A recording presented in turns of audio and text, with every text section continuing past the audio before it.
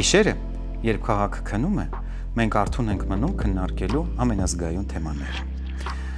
Առողջություն, հարաբերություններ, սեռական կյանք ու ընտանիք։ Մեր գիշերային զրույցներում մենք խոսում ենք այն ամենի մասին, ինչի մասին դուք լռում եք։ Բարի ուշ գիշեր։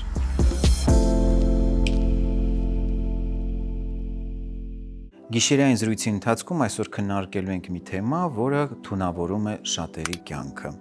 Հոգեբանական գիտությունների թեկնածու հոգեբան Լիլիթ Խաչատրյանի հետ խոսելու ենք խանդից։ Տիկին Խաչատրյան, բարի ուշ գիշեր, շնորհակալ եմ կրկին մեզ հյուրընկալվելու համար։ Փոխադարձ շնորհակալ եմ եւ ամեն անգամ չեմ զլանում նշելուց, որ շատ ուրախ եմ հայտնվելու այստեղ։ Տիկին Խաչատրյան, խանդը, ինչպես ասում են, հարաբերությունների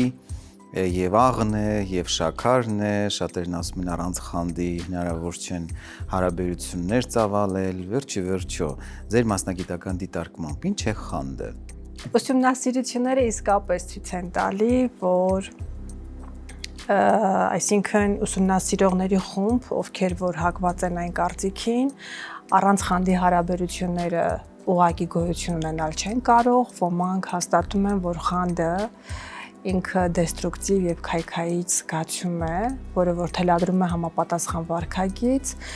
ինչը բխում է անձի լիարժեքությունից, ինքնագնահատականի ցածրությունից եւ բազմաթիվ այլ խնդիրներից։ Այստեղ ես ուզում եմ շարունակել եւ ասել, որ շատ անհատական է։ Իսկապես այցելուների պատմությունները, հատկապես կանանց պարագայում, ցույց է տալի, որ միջ ընտանեկան փոխհարաբերություններում քիչ չեն դժգոհությունները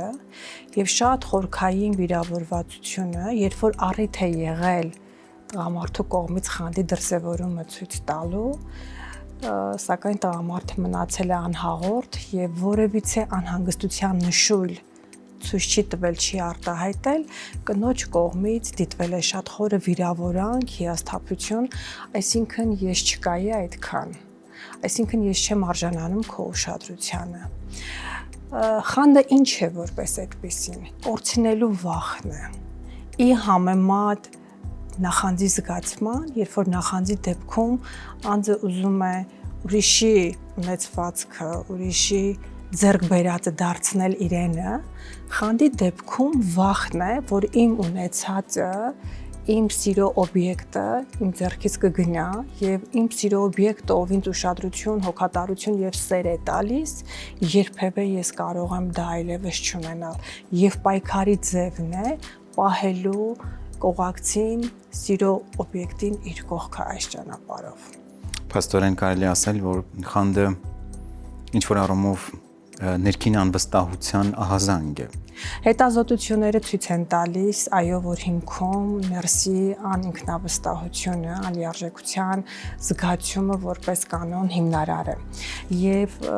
սա բացատրվում է վաղ մանկության փորձառնությունով, հենց նույն էդիպյան կոմպլեքսի ձևավորման արկայությամբ, երբ որ երեխան ձգտում է անընդհատ իր մոտ պահել եւ վախենում է կորցնել իր սիրո օբյեկտին, կամ շատ խորքային հարաբերություններում նույն երեխան չի ստացել բավարար սեր, ուշադրություն եւ հոգատարություն, այն ինչը որ ինքը ձեռք է բերել, վախենում է անընդհատ կորցնելուց, կամ տրավմատիկ փորձառնությունն է, որ երբևէ անձը այո իսկապես կորցրել է եւ վախենում է նույնի կրկնությունից։ Կա տեսակետ, որ խանդին ավելի շատ հակված են նրանք, ովքեր փոքր հասակում ունեցել են այդ ուշադրության պակասը եւ հետագայում կարծես թե փորձում են այդ տարբերակով փոխլրացնել դա, այսինքն կա ներքին այդ վախը, որ իրենք դարձյալ կհայտնվեն այն նույն հոգեվիճակում, ինչ որ փոքր հասակում, հա, ուշադրության դեֆիցիտ է եւ իրենց վարքագծում հետո դա կարծես թե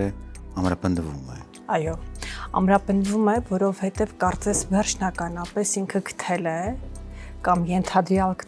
գտել է այն օբյեկտին, ով իրեն տալիս է իր երբևէ չունեցած կամ կորցրած ուշադրությունը։ Եվ սա կարող է երբեմն շատ պաթոլոգիկ ձևով արտահայտվել։ եւ որևէ ապացույց, որևէ փաստարկ, որով որ կարող ես հիմնավորել, որ օբյեկտը, որը որ քո կողքին է, քեզ սիրում է եւ չի դավաճանում, անհնար է գրեթե, որովհետև իր ֆանտազիաներում, իր խորքային համոզմունքներում եւ դիրքորոշումներում միևնույն է իրեն դավաճանում են, իրենից հեռանում են։ Սրա հիմքում, սրա ետևում ընկած է շատ տրավմատիկ փորձառնությունը, որ երբևէ այդ մեծահասակը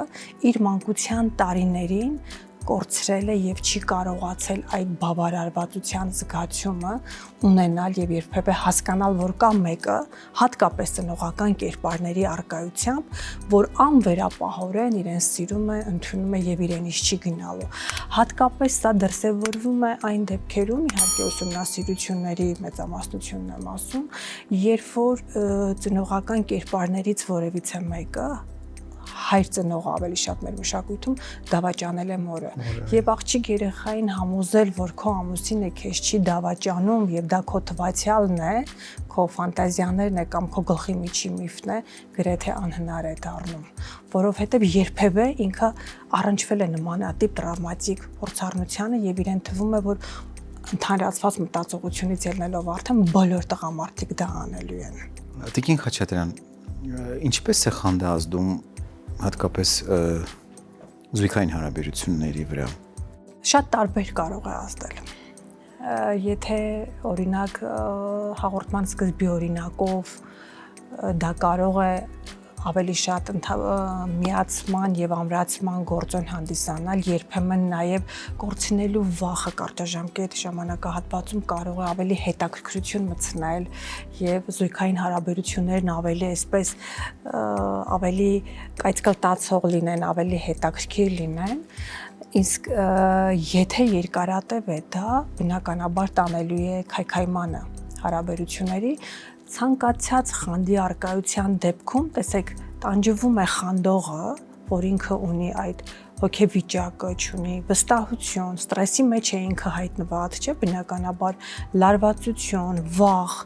եւ տանջվող է այն սուբյեկտը, ում նկատմամբ որ կա խանդի առկայությունը, այսինքն անընդհատ կասկածել, տեղին անտեղին մեղադրել, ինչ որ հարցեր տալ, ստուգել, ղեկավարել, փակել, այս ամենը կարող է հանգեցնել սուբյեկտի կողմից բնականաբար լարվածության, վրդովմունքի, զայրույթի, ինչու ոչ վիրավորվածության, հիասթափության, այսինքն կապ ունի թե ինչպես է դա դրսևորվում, ինչքան ժամանակահատվածում է դա դրսևորվում, իրավիճակը ինչպիսին է եւ անհատական առանձնահատկությունները ինչպիսին են։ Այս ամբողջը համախումբ է, ըստ որի կարող ենք ենթադրել, թե ուր կարող է տանել խանդի դրսևորում այդ զույգային հարաբերությանը։ Եվ վերջո արդեն տևական խանդը դեստրուկտիվ է, կարող է նաև վատ անդրադառնալ զույգերի հարաբերությունների վրա, մասնավորապես եթե պարբերաբար նույն բովանդակությամբ է հանդես գալիս, ստուգիչ հարցեր, կասկածելի ակնարկներ, որոնք ստեղծում են արդեն կոնֆլիկտային իրավիճակ։ Այո, եւ որպես կանոն, կարծես բռնարարության ուղեկցող հատկանիշ է դա դառնում։ Եթե կա խանդի առկայություն, անձը դառնում է արդեն իսկ բռնարար, արգելանքները սկսում են շատանալ, հոգեբանական վիրավորանքները սկսում են շատանալ,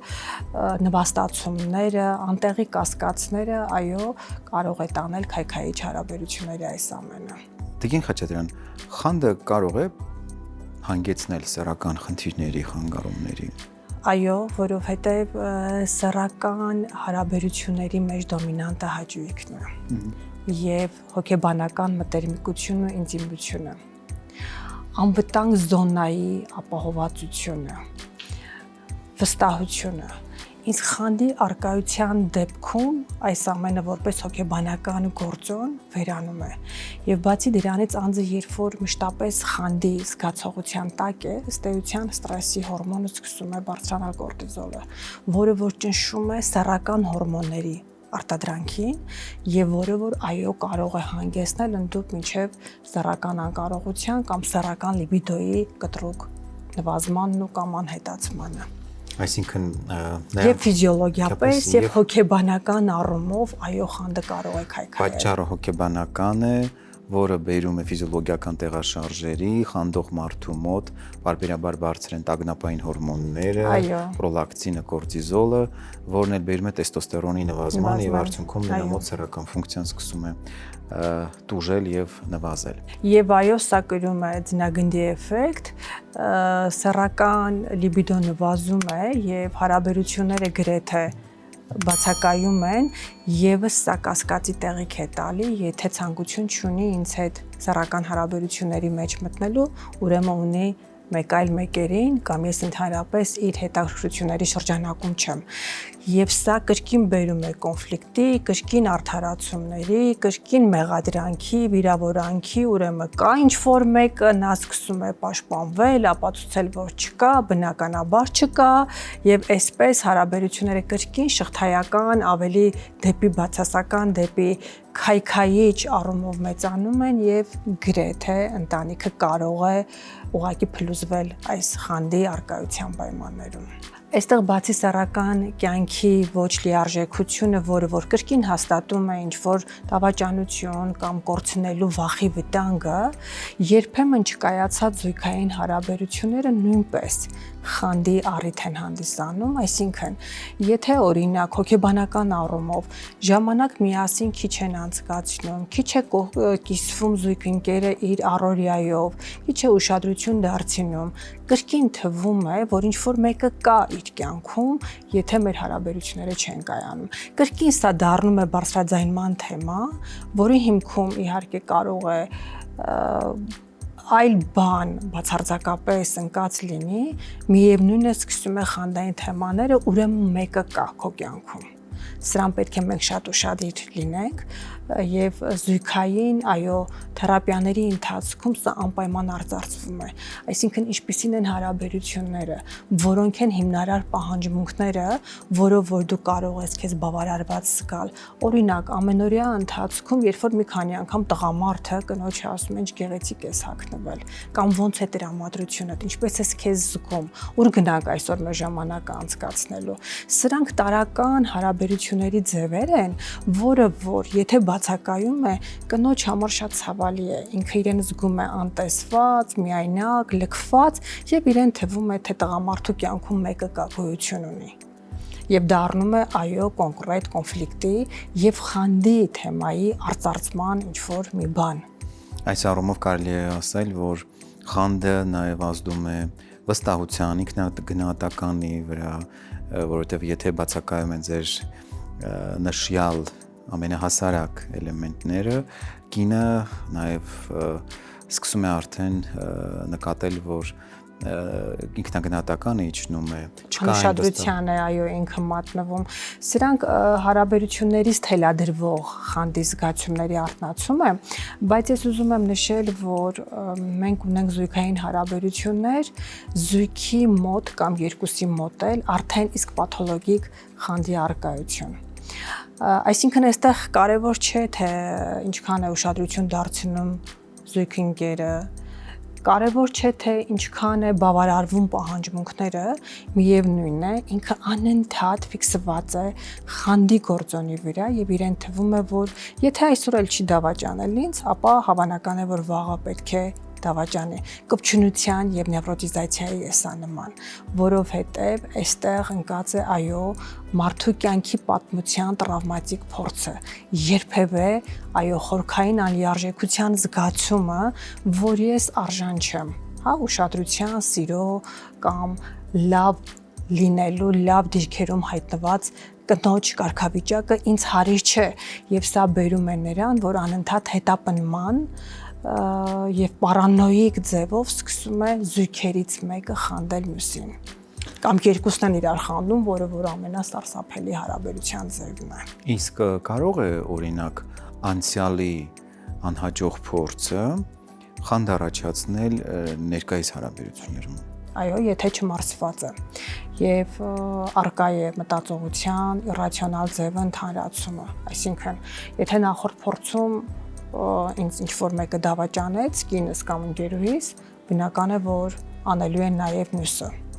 Առանց ռացիոնալ մտածողության եւ առանց վերլուծական համակարգերի, որ նա ինչ կապ ունի այս կնոջ պատմության հետ, չէ՞ որ մարդիկ տարբեր են եւ իրավիճակը այնտեղ գուցե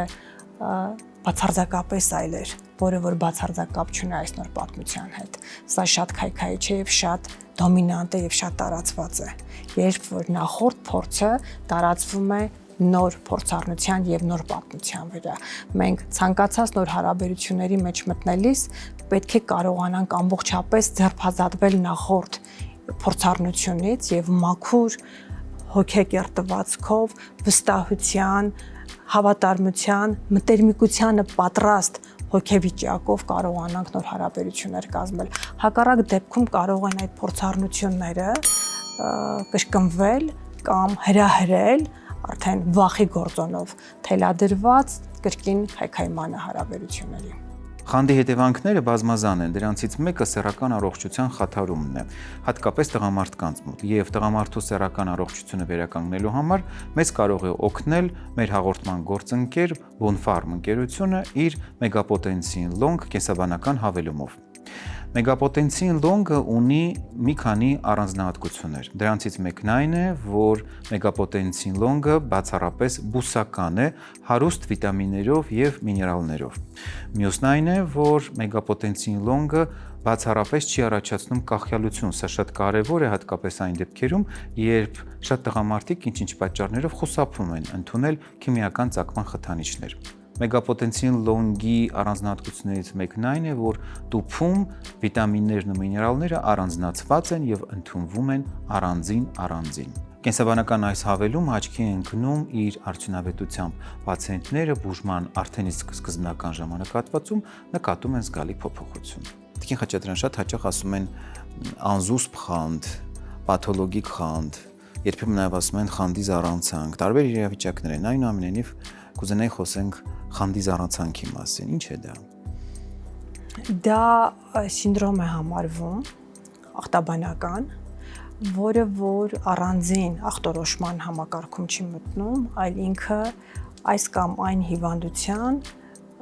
ինչ որ դրսևորում է։ Կամ առանձին է, հա, ինքը երբեմն դրսևորվում, որը որ կարիք ունի ճիշտ ախտորոշման, եթե այսպես չակերտավոր նորմալ դրսևորվող խանդի պարագայում հիմքերը, իրավիճակները ինչ որ մի ձևով կասկածի տակ են դրվում խանդողի կողմից եւ ինքը փաստարկ կամ ապացույց է պահանջում դա հասկանալու կամ ապացուցելու համար, խանդի զառանցանքի դեպքում ընդհանրապես բացակայում է քննադատողականությունը եւ որևիցե կերպ իրողությունը եւ իր միտքը, իր վերագրումը խանդային դրվագների վերաբերյալ չի այսպես վիճարկվում։ Իրեն թվում է, այսինքն չի թվում, համոզված է, որ կինը, օրինակ, գիշերը տանից դուրս է գնացել, ինչ որ մեկի հետ հանդիպել է, սեռական հարաբերություն է ունեցել եւ հետ է վերադարձել։ Դա կարող է վերագրվել բարեկամներին, հարազատներին, հարևաններին, գործընկերներին եւ դա այնքան հիմնովին է ներկայացվում, որ վիճարկել, քննարկել եւ ապացուցել գրեթե անհնար է կամ իմաստ չունի։ Սա իհարկե հիվանդության դրսևորում է եւ սա կարող է լինել եւ ալկոհոլամոլության հետևանք եւ թմրամոլության հետևանք, գլխուղեղային վնասվածքի հետևանք, այս կամ այն հոգեկան հիվանդության հետևանք, պետք է հասկանալ պատճառը եւ անպայման այստեղ բժշկական, հոգեբուժական միջամտությունը պարտադիր է լինում եւ հավելյալ արդեն հոգեթերապևտիկ աշխատանքը, եթե իհարկե ստացվում է անձի հետ։ Առհասարակ խանդի դեպքում, եթե մենք գործ ունենք խանդի հետ եւ հարաբերությունները վատթարանում են, պետք է դիմել հոգեբանի օգնությանը։ Երբ արդեն խանդը ազդում է նաեւ զույգերի սեռական առողջության վրա կամ ընտանեկան մթնոլորտի եւ ներդաշնակության վրա, այո, նման դեպքում արդեն պետք է դիմել եւ սեքսապաթոլոգի եւ հոգեբանի համատեղ օգնությանը, որպեսզի ժամանակին կարողանան մասնագետները ցուցաբերեն իրենց օգնությունը։ Երբ պետք է շտապեն, ինչից սկսեն եւ որոնք են այն ահազանգերը, որոնք արդեն հուշում են, որ պետք է դիմեն մասնագետի օգնությանը։ Կոնֆլիկտների քանակը, երկուստեք անբավարարվածության գործակիցը, ներքին հանգստության կորուստը, տագնապի եւ վախի ավելացումը, սրանք բոլորը գործոններ են, որոնք որ ահազանգ են, որ այլևս հարաբերությունները կարծես թե փլուզված են կամ փլուզման եզրին են։ Եվ մշտական կրկնվող թեմաները, մշտական կպչուն վիճակները, որոնք որ հանգիստ չեն տալի առհասարակ ներընտանեկան կյանքը վարելու, այո, այս դեպքում պետք է շտապեն դիմելու եւ հոգեբանի եւ սեքսապաթոլոգի, որպեսզի հասկանան հիմնարար խնդիրը, այսինքն ինչից է առաջացել, թե դա դրսևորում էր անձնային, որը որ հանգեցրեց դրան, այսինքն կարողանան հասկանալ պատճառը եւ առջևնավետ լուծման ուղիներ փնտրել։ Տիկին Խաչատրյան, հասարակության ընկալման մեջ ընդունված է պատկերացնել, որ տղամարդը պետք է անպայման իհարկե խոսքը ինչպես իրենք են ասում, իսկական տղամարդու մասին է, իսկական տղամարդը պետք է լինի խանդոտ, պետք է անպայման դա դրսևորի իր վարքագծում, եւ որպես օրինակ հաճախ նկատում ենք, ասում են, դե խանդոտ, դա չի թողնում, որ կարճ շրջազգեստ հագնի, ուրեմն թասիբով ու նամուսով է։ Այո, վերջի վերջո դա ինչ է, դա խանդ է, թե բռնարարություն է, թե բարդույթ է, ինչ է։ Պաթոլոգիկ մտածողություն է, ենթամշակույթ է կրկին, որտեղ որ վարքագծի կանոններ են մշակվել եւ փոխանցվելիության հակվածություն է ձեռք բերել։ Եվ տեսեք, կարճ շրջազգեստ չի թողնում հագնի մոտիվը որն է, որպեսզի չհեղինակազրկվի իր պատկերացումներով, բայց դա իհարկե բացարձակապես կապ չունի հեղինակության հետ, առավել եւս հեղինակության զրկման հետ։ Թե իրեն թվում է, որ եթե կարճ շրջազգեստ հագավ կինը, հարևանի տղամարդը կարող է սիրահարվել եւ իր կնոջ իրենից ստանել։ Այսինքն, ինչպես է դա դրսևորվում, կարող ենք ասել դա խանդ է, թե դա ենթամշակույթ է, թե բռնություն է։ Եթե օրինակ նույն իրավիճակում ընդհանրապես արգելվում են կարճ շրջազգեստները, այն դեպքում, երբ որ կնոջը դա շատ դուր է գալի եւ իր հիմնարար գեղեցկանալու պահանջմունքներից է եւ դա լավագույնն է, որևիցե վատ բան այդտեղ չկա, եւ ինքը արգելում է կամ եթե ունի կարճ շրջազգեստներ, հավաքում է, այրում է, չգիտեմ, ինչ է անում, մի հատ էլ ծեծում է, ապտակում է, սա բնականաբար բռնություն է։ Իսկ եթե ուղղակի ինքը վախենում է այլոց կարծիքից, սա քայքայիչ կարծրատիպ է, քայքայիչ դիրքորոշում է, համոզմունք է, որի հիմքում որևիցե առողջ տարր ընկած չէ։ Եթե վախենում է, որ կսիրահարվի եւ իր կնոջը կտանի, սա արդեն խանդի դրսևորում է։ Բայց եթե այս նույն իրողությունը քննարկվում է կնոջ հետ եւ գալիս են միասին համապատասխան հայտարարի, թե ինչ պետք է արվի, ինչու է դա այդպես, երբեմն կինը կարողանում է բացատրել սրա դրդապատճառը, որն է, որ գեղեցիկ է եւ ամուսինը հասկանում է, ինքն էլ է գալի այն եզրահանգման, որ իսկապես որևիցե վատ բան չկա այստեղ, բնականաբար սա արդեն ստացված ներընտանեկան փոխհարաբերություններ են։ Իսկ եթե ոչ, մենք կրկին ունենում ենք ընտանեկան կոնֆլիկտային եւ դեստրուկտիվ փոխհարաբերություններ։ Մեր ամբողջ քննարկման ընթացքում մենք կարծես թե խոսեցինք հիմնականում տղամարդուց եւ տպավորություն ստեղծվեց, թե խանդին ավելի հակված են տղամարդիկ։ Վերջի վերջո խանդը ունի սեռային հակվածություն, թե ոչ։ Եթե վերջին օրինակի շարունակությանը անդրադառնամ, մեր հասարակության մեջ տղամարդու արգելանքներն է շատ եւ դա վերագրվում է խանդին, բոլոր արգելանքները եւ այդ հասարակական աղճատված կարծրատիպերի առաջ տանելը, հա, այս ինչի կինը պետք է այսպես իրեն պահի կամ չգիտեմ, սա շատ է քննարկվում, շատ է արծարծվում, բայց եթե անդրադառնամ գիտական ուսումնասիրություններին, ըստ էության եւ տղամարդիկ եւ կանայք խանդում են եւ խանդը առկա է գրեթե բոլորի մոտ։ Տարբերությունն է այստեղ առկա։ Տղամարդիկ ավելի շատ ուսումնասիրություններն են փաստում, խանդում են կնոջը ընդհանրապես։ կինը որքան ժամանակ է անցկացնում ընկերուհիների հետ եւ իր հետ այդ ժամանակը չի անցկացնում։ Կինը որքան է նվիրում աշխատանքին եւ ոչ թե իրեն։ Այսինքն առհասարակ կնոջ անցկացրած ժամանակահատվածին տղամարդը խանդում է եւ առհասարակ խանդում է կնոջը ամբողջությամբ։ Կինը ավելի շատ վախենում է տղամարդու հուզական կապվածության ձևավորումից, այսինքն կնոջ համար շատ ավելի վախենալու է եւ տագնապ է առաջացնում, որ տղամարդը երբևէ հուզական կապի մեջ չմտնի այլ կնոջ հետ, ինչու, որովհետեւ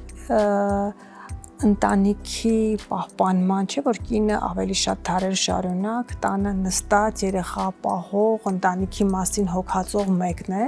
եւ եթե տղամարդը հուզական կապի մեջ է մտնում այլ կնոջ հետ, նշանակում է այդ ամբողջ հնարավորությունից ինքը զրկվում է։ Սա է հոգեբանական գործոնը։ Իսկ եթե շարունակեմ, տղամարդկանց մոտ էլ վախը ավելի շատ սեռական կապի առկայությունն է։ Եթե երբևէ կինս սեռական կապ ունեցած չլինի այլ տղամարդու հետ։ Կանայք որպես կանոն նշում են, որ դա ինձ այդքան էլ չի անհանգստացնում, որքան իր ամենօրյա շփումը այդ կնոջ հետ, որքան կիսվելը, որքան հուզական կապը, որքան տեղեկատվություն տալը, որքան կիսվելը, սա է անհանգստացնում։ Տիկին Խաչատրյան, թեման չափազանց հետաքրքիր է եւ կարծես թե անսպառ։ Շնորհակալություն շատ հետաքրքիր զրույցի համար։ Վստահ եմ, հաղորդումը դիտելուց հետո շատերը կհասկանան, որ իրենց խանդը վաղուց անցել է թույլատրելի սահմանները եւ գուցե հասկանան, որ ժամանակն է դիմել մասնագետի օգնությանը, եթե իրենց հարաբերությունները արդեն վատ թարացել են։ Շնորհակալություն։ Ձեզ նույնպես։ Սեռական այբուբեն խորագրի ներքո ես պատասխանում եմ բոլոր այն հարցերին, որոնք դուք ուղարկում եք մեզ։ Շնորհակալություն մեզ հետևելու համար։ Մեզ համար անչափ կարևոր է ձեր վստահությունը։ Իսկ այժմ ընթերցեմ հարցը։ 30 տարեկան եմ, ինտենսիվ մարզվում եմ եւ պարբերաբար պրոտեինային հավելանյութեր եմ օգտագործում։ Կուզենայի իմանալ, սեռական կարողության վրա ինչ ազդեցություն են ունենում ֆիզիկական ծանրաբեռնվածությունը եւ հավելանյութերի օգտագործումը։ Ֆիզիկական ծանրաբեռնվածությունը, մասնավորապես մարզումները, կարող են դրական ազդեցություն ունենալ ընդհանուր առողջության եւ սեռական առողջության վրա մասնավորապես, բայց ամեն ինչ կախված է իհարկե ռեժիմից։ Բանն այն է, որ ինտենսիվ մարզումների ժամանակ, հատկապես ամենօրյա մարզումների պարագայում, մկանային համակարգը այս դեպքում կարող է իր վրա վերցնել այն հիմնական էներգետիկ ռեսուրսների ծախսը, որը պահանջվում է մկանային զանգված ապահովելու համար։ Արդյունքում նաև տեստոստերոնի մեծ քանակը, իսկ տեստոստերոնի մասին մենք խոսել ենք մեր նախորդ թողարկումների ժամանակ, կարող են փոխակերպվել մկանային զանգված ապահովելու համար։ Տեստոստերոնը հիմնական սեռական հորմոնն է, որն ապահովում է սեռական ակտիվությունը։ Մարզումների ժամանակ, իհարկե հատկապես ճշգրիտ մարզումների ժամանակ, մասնավորապես կքանիստերի ժամանակ տեստոստերոնի արտադրությունը շատանում է։ Սա նաև շատ կարևոր հանգամանք է բոլոր այն դեպքերում, երբ գործ ունենք այնպիսի մարզումների հետ, որի պարագայում օրինակ մեծ ծանր քաշային վարժություններ են կատարվում, որոնք կարող են խաթարել տեստոստերոնի արտադրությունը։ Հետևաբար շատ կարևոր է նկատի ունենալ ոչ միայն մարզումների ինտենսիվությունը, այլ մասնավորապես օրինակ սննդակարգը, մարզվողների պարագայում սննդակարգը պետք է լինի հատուկ պատրաստված, որպեսզի սննդակարգի մեջ գերակշռեն սպիտակուցները։ Որոշ դեպքերում մարզումների չարաշահումների եւ ոչ միայն մարզումների, այլ նաեւ որոշ դեպքերում նաև տեստոստերոնի հավելյալ ընդունման պարագայում տղամարդու մոտ կարող են նկատվել բազմաթիվ խնդիրներ, մասնավորապես նաև սեռական խնդիրներ։ Իսկ եթե ծանր քաշային վարժությունները չարաշահվում են, տղամարդու մոտ կարող է նկատվել նաև պոտենցիայի խանգարում։ Մեր պրակտիկայում հաճախ են հանդիպում այնպիսի պացիենտներ, որոնք մարզվելով հաճախ չարաշահում են ուժային վարժությունները եւ դրանով իսկ հանգեցնում կոնքի խոռոչի արյան շրջանառության խանգարման։ Եվ նման դեպքերում տղամարդու մոտ հաճախ նկատվում է նաև պոտենցիայի խանգարում։ Հետևաբար, այս պարագայում պետք է հաշվի առնել դա, փոխել վարժությունների բնույթը, ինտենսիվությունը եւ նաեւ վերականգնել սեռական ֆունկցիան։ Սեռական ֆունկցիան վերականգնելու համար օգնության կարող են հասնել տարբեր տեսակի սեռախթանիչներ, ինչպես բուսական, այնպես էլ քիմիական բնույթի։ Նման դեղամիջոցի լավ օրինակ է մեր հաղորդման գործընկեր Հայսամ ընկերության Տադաֆորտ դեղամիջոցը, որը ունի երկու դոզավորում՝ 5 եւ 20։ 5-ը օգտագործվում է ամենօրյա ռեժիմով, իսկ 20-ը նախատեսված հարաբերությունից առաջ։ Տադաֆորտի առանձնահատկություններից մեկն այն է, որ դեղամիջոցը ընդունելուց հետո ազդեցությունը պահպանվում է 36 ժամ։ Դա նշանակում է, որ տղամարդը կարող է անհրաժեշտության դեպքում կրկնակի հարաբերություն ունենալ 36 ժամվա ընթացքում։ Տադաֆորտը ունի բարձր արդյունավետություն, որի մասին պացիենտները նշում են բուժման հենց իսկ սկզբնական ժամանակահատվածում։ Ի տարբերություն նախորդ սերնդի ներկայացուցիչների, այս դեղամիջոցը տարբերվում է նաև նրանով, որ արագ է ազդում եւ սեռական խանգարումները հնարավոր է լինում բուժել շատ կարճ ժամանակահատվածում։ Եզրափակելով հարցը ուզում եմ ընդգծել, որ սեռական առողջությունը չափազանց զգայուն ոլորտ է եւ երբեմն ընդհանրապես կողմնակի գործոնները վերացնելով խնդիրը հնարավոր է լինում արդյունավետորեն լուծել, հատկապես եթե մենք գործ ունենք ինտենսիվ մարզումների հետ։ Եղեք առողջ եւ երջանիկ։ Այսօրվա գիշերային զրույցն էլ ավարտվեց։ Գտեք մեզ ամեն ուրբաթ ATV եթերում։ Իսկ համացանցում դա կարող եք անել ցանկացած պահի, ցանկացած ժամի, դիտել մեր տեսանյութերը, մեկնաբանել դրանք եւ տարածել։ Շնորհակալություն մեզ հետևելու համար։